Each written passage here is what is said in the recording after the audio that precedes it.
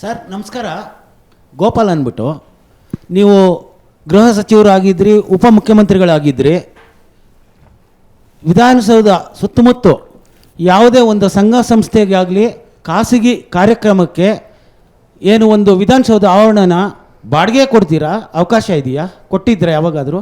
ಸರ್ಕಾರ ನೀವು ಹೇಳ್ತಾ ಇದ್ದೀರಲ್ಲ ಆ ಪ್ರೋಗ್ರಾಮನ್ನು ಸರ್ಕಾರದ program. Yes, it's a government program. ಇನ್ನು ಪ್ರೈವೇಟ್ ಅಂತ ತಿಳ್ಕೊಂಬೇಡಿ. It's a government program. ಮುಖ್ಯ ಸರ್ಕಾರದ ಪ್ರಮಾಣ ವಚನ ಇದ್ದಂಗೆ ಅದು. ನೀವು ನೋಡಿದ್ರ ಅದನ್ನ? ನಾನು ಯಾಲಕ್ಕಿ ಹಾರ ತರ್ಸಕ್ಕೆ ಹೇಳಿದ್ನಲ್ಲೋ, ಯಾವುದೋ ತಂದ್ಬಿಟ್ಟಿದೆಯಲ್ಲೋ ಅಂತ ಇದ್ದ ಒಬ್ಬ MLC ಇನ್ಚಾರ್ಜ್ ತೊಗೊಂಡವನು. ನಾನು ಶಾಲು ರೇಷ್ಮೆ ತತ್ತ ಅಂತ ಹೇಳಿದ್ದೆ, ನೀನು ಯಾವುದೋ ಪಟ್ಪಟಿ ತಂದ್ಬಿಟ್ಟಿದೆಯಲ್ಲೋ ಅಂತ ಆಗ್ತಾಯಿದ್ರು. It's a government program, government money, everything is government. And protocol, PWD protocol, ಯಾರ್ಯಾರು ಇರಬೇಕು, ವೇದಿಕೆ ಮೇಲೆ ಎಷ್ಟು ಚೇರ್ ಇರಬೇಕು, ಎವ್ರಿಥಿಂಗ್ ಈಸ್ ಡಿಕ್ಟೇಟೆಡ್. ಹಂಗೇನಾನ ನಡೀತಾ? ಪ್ರೋಟೋಕಾಲ್ ಪ್ರಕಾರ ಏನಾನ ನಡೀತಾ? ನಿಮಗೆ ಆಹ್ವಾನ ಆಯ್ತಾ?